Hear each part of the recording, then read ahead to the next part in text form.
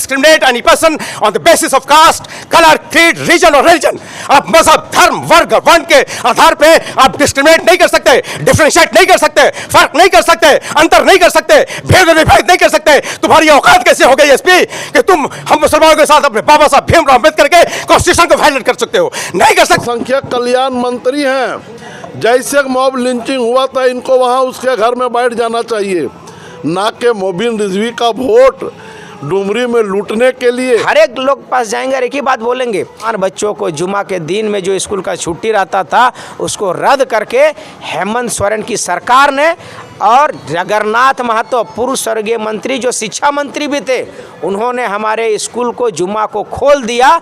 इसलिए साजिश के तहत कि 24 घंटा भी बीतने नहीं दिया, हमारे शमशाद अंसारी की तदफीन नहीं हुई, दफन भी नहीं किया गया। लोग जज्बात से और गुस्से से, गम गुस्से से आपे से बाहर थे, उसके बावजूद 24 घंटा भी बीता नहीं, एसपी और डीसी वहां का रामगढ़ का वो स्टेटमेंट जारी कर दे। इस कौम की मदद करो, इस कौम की खिदमत करो और इंसाफ दिलाने की बात करो सरकार से। अगर हेमंत सरकार नहीं तुम्हारी बात सुनता है तो इस्तीफा दे दो, इसी में तेरा भलाई है और इसी में आकबत की। हम भी मुसलमान हैं इस देश में, हम मुसलमानों को भी मान, सम्मान, स्वाभिमान और अभिमान के साथ जीने का अधिकार बाबा साहब डॉक्टर भीमराव अम्बेडकर के संविधान ने दिया है। शाकिर साहब, आप क्या कहना चाहेंगे कि आज आपका डुमरी विधानसभा में और डुमरी प्रखंड में पार्टी कार्यालय का आज उद्घाटन किए हैं? जी, सबसे पहले मैं मुबारकबाद पेश करना चाहूँगा कि जैसा कि आप लोग गवाह हैं कि आज हमारे ऑल इंडिया मजलिस इत्तेहादुल मुस्लिमीन के इसरी बाज़ार में आज कार्यालय का उद्घाटन किया गया और इसमें हमारे साथ तशरीफ़ फरमा हैं हमारे डुमरी विधानसभा के हरदिल अज़ीज़ उम्मीदवार जनाब मौलाना अब्दुल मोबिन रिजवी साहब, हैदराबाद से तशरीफ़ फरमा हमारे कॉरपोरेटर जनाब वजीहुल्लाह सिद्दीकी साहब, हमारे हज़ारीबाग से महमूद साहब हैं, हमारे यूथ के जनरल सेक्रेटरी जनाब मंसूर आलम साहब हैं, हमारे साथ तशरीफ़ फरमा हैं संगठन के महासचिव प्रदेश के जनाब समीर अली साहब, हसीबुल हसन साहब आए हैं, कांके के पदाधिकारी हैं और तमाम हाज़रीन।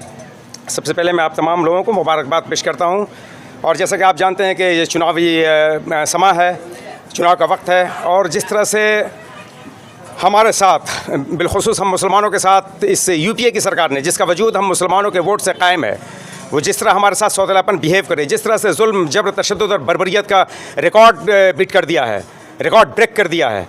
अभी आपने देखा कि शमशाद अंसारी 2 दिन कबल रामगढ़ में जिस तरह से लिंच कर दिया हमारे 30 से 40 लोगों ने, और वहाँ के एसपी ने हत्या का रूप दे दिया कि ये मर्डर है, लिंचिंग नहीं है, जबकि ये लिंचिंग है। 30 से 40 लोगों ने लिंच किया है, लेकिन हमारे एसपी साहब इस बायस्ड होकर इसको वो डाइवर्ट करना चाहते हैं, इस लिंच को वो हत्या में तब्दील करना चाहते हैं, कत्ल में तब्दील करना चाहते हैं। जिस तरह का आपने देखा अशफाक खान के साथ बरही की सरजमीन पर पिछले 1 महीना पहले पुलिस कस्टडी में कस्टोडियल डेथ हो गई, पुलिस ने लिंच करके मार दिया। आज हमारे ये रक्षा की भक्षक बन गया, हमारे मुहाफिज कातिल बन गए, जो हमारा प्रोटेक्टर है वही हमारा किलर बन गया, वही हमारा एट्रोसिटर बन गया, वही जालिम बन गया। और आप जो एसपी साहब को देखा है, मैं कहता हूं कि ये जांच करेगी, जांच एजेंसी करेगी, इन्वेस्टिगेशन ऑफिसर करेगा। Who are you to investigate in this case?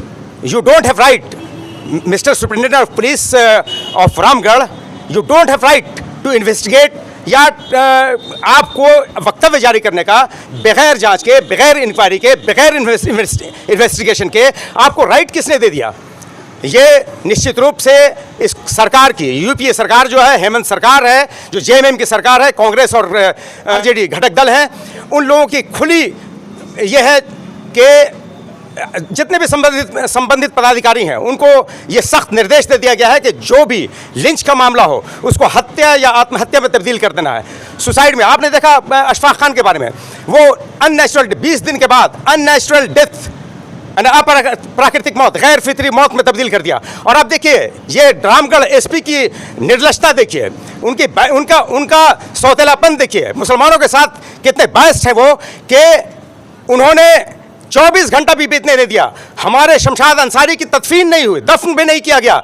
लोग जज्बात से और गुस्से से, गम गुस्से से आपे से बाहर थे, उसके बावजूद 24 घंटा भी बीता नहीं, एसपी और डीसी वहां का रामगढ़ का वो स्टेटमेंट जारी कर देता है कि ये लिंचिंग की घटना, लिंचिंग की कैटेगरी में नहीं, लिंच की सूची में नहीं रखा जा सकता। आप देखिए कि हमारा क्या, हमको बिल्कुल जानवर की तरह, ये इंसान नहीं ट्रीट कर रहे। अरे भाई, हम भी मुसलमान हैं इस देश में, हम मुसलमानों को भी मान सम्मान, स्वाभिमान और अभिमान के साथ जीने का अधिकार बाबा साहब डॉक्टर भीमराव अंबेडकर के संविधान ने दिया है। How can you discriminate with us? Article 14, 15 and 16 of Indian constitution क्या कहता है? You can't discriminate any person on the basis of caste, colour, creed, region और रिलीजन। आप मजहब, धर्म, वर्ग, वर्ण के आधार पे आप डिस्क्रिमिनेट नहीं कर सकते, डिफरेंशिएट नहीं कर सकते, फर्क नहीं कर सकते, अंतर नहीं कर सकते, भेद विभेद नहीं कर सकते। तुम्हारी औकात कैसे हो गई एसपी कि तुम हम मुसलमानों के साथ अपने बाबा साहब भीमराव अंबेडकर के कॉन्स्टिट्यूशन को वायलेट कर सकते हो? नहीं कर सकते। कैसे कर सकते हो? तुम रक्षक हो, तुमने कॉन्स्टिट्यूशन पे इतने बड़े कॉन्स्टिट्यूशन पोस्ट को होल्ड करते हो, कॉन्स्टिट्यूशन का पासो लिहाज करना है, तुमने वोट लिया है बाबा साहब डॉक्टर भीमराव अंबेडकर के संविधान पे, तुम अनसंवैधानिक बातें कैसे कर सकते हो? अनकॉन्स्टिट्यूशनल स्टेटमेंट कैसे जारी कर सकते हो तुम? तो मैं इस डुमरी के तमाम लोगों से, चाहे वो मुसलमान हो, दलित हो, आदिवासी हो, पिछड़े वर्ग के लोग हो, तमाम दोहित और शोषित समाज के लोग हो, उन तमाम लोगों को कि देखिए किस तरह से इस देश के, प्रदेश के मूल निवासियों के साथ जो 85 से 90% हमारी आबादी है, उनके साथ एक कैसा सौतेला बिहेव है, कैसा अत्याचार है, उनके मौलिक अधिकारों का कैसा हनन है, उनके संवैधानिक अधिकारों का, उनके कॉन्स्टिट्यूशनल राइट्स को कैसे वायलेट किया जा रहा है, उनके दस्तूर हिंद ने जो उनको हुकूक दिया है, जो आईन ने हमको हुकूक दिया है, उसको कैसा पामाल किया जा रहा है, निर्लजता के साथ, बेहयाई और बेशर्मी के साथ, निडरता के साथ। And that's all. जय हिंद, जय भारत, खुदा हाफिज शुमा। आप क्या कहना चाहेंगे? मैं यही कहना चाहूँगा, इब्तदाए इश्क है रोता है क्या, और आगे आगे देखिए होता है क्या। एमआईएम के रियासती सदर ने इस मॉब लिंचिंग के ताल्लुक़ से सारी बातें बता दिया है।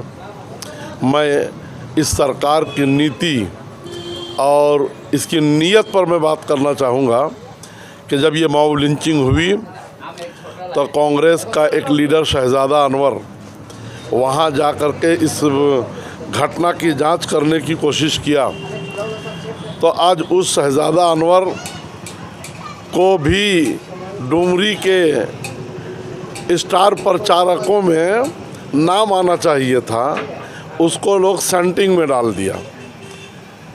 कल इरफान अंसारी साहब गए, जामताड़ा के विधायक, ये कौम के लिए बोलते हैं, ये कौम पर आवाज़ उठाते हैं, इनके सीने में दर्द उठा, ये गए वहाँ और इंसाफ मांगने की कोशिश की, तो हेमंत साहब का जो स्टार प्रचारक की सूची है उसमें उनका भी नाम छाट दिया गया।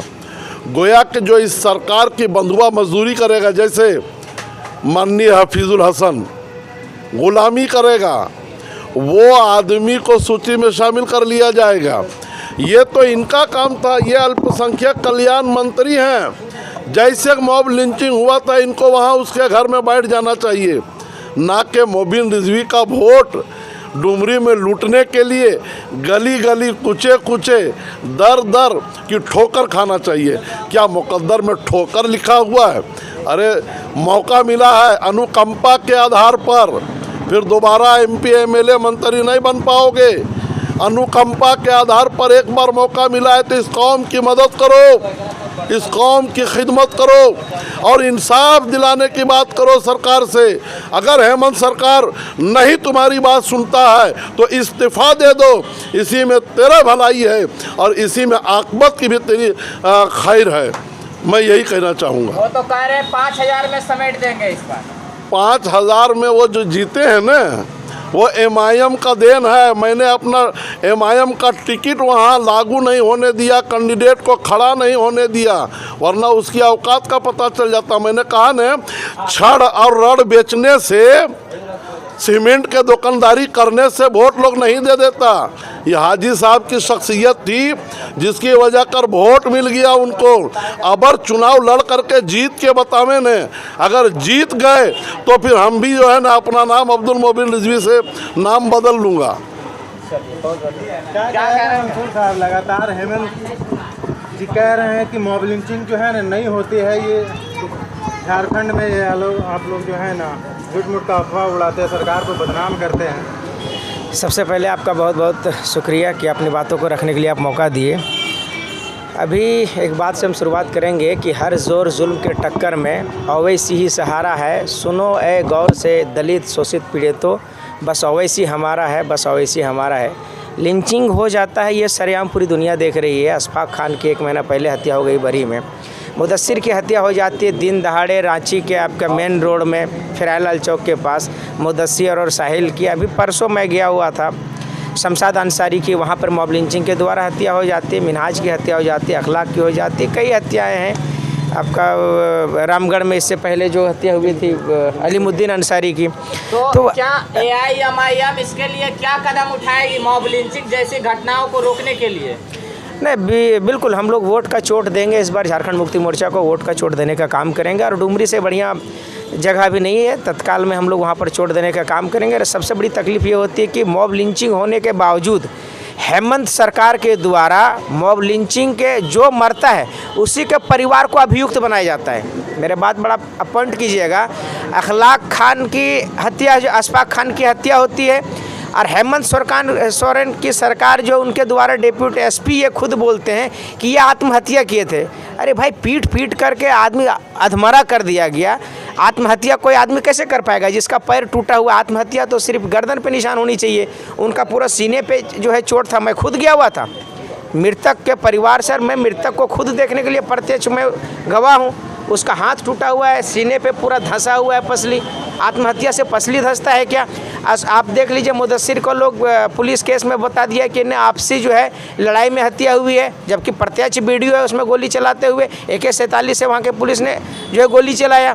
आप शमशाद की देख लीजिए, ये लोग मॉब लिंचिंग आप ना इन्वेस्टिगेशन किया, कुछ नहीं किया, बोल देते हैं प्रेस विज्ञप्ति जारी करके कि ये जो है मॉब लिंचिंग नहीं है, जबकि 30 से 35 लोग का वीडियो है। तकलीफ़ तो इस सबसे ज़्यादा तब लगता है कि जो दुनिया से जाने वाला था वो चला गया, लेकिन जाने के बाद खुद पुलिस जो है और प्रशासन और हेमंत सोरेन की सरकार मिल करके खुद जो है मृतक परिवार के आश्रितों को अभियुक्त बना देता है और दोषी ठहरा देता है मीडिया के द्वारा। अभी हम लोग जनता के बीच में जाएंगे।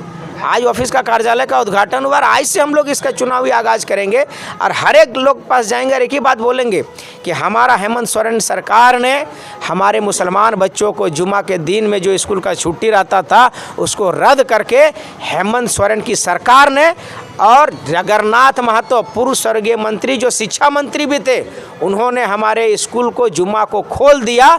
इसलिए साजिश के तहत कि मुसलमान बच्चा ना नमाज नहीं पढ़ने देंगे। कोई मुसलमान आज के बाद नमाज नहीं पढ़ेगा। दूसरी बात, ना हमको नमाज पढ़ने दे रहा है हेमंत सोरेन की सरकार ने, और ना हमको उर्दू पढ़ने दे रहा है। उर्दू से जिससे हम दीन सीखते हैं, इस्लाम सीखते हैं, कुरान पढ़ते हैं, अपना धर्म को जानते हैं, उस उर्दू की सब्जेक्ट को मान्यता ख़त्म कर दिया हेमंत सोरेन की सरकार ने। मैं निश्चित रूप से जन जन तक जाऊंगा और बताने का काम करूंगा। सर, इतना होता है आपके समाज पे, इतना अत्याचार होता है, उसके बावजूद भी आपके समाज जीती और NDA कर रहा है अभी भी?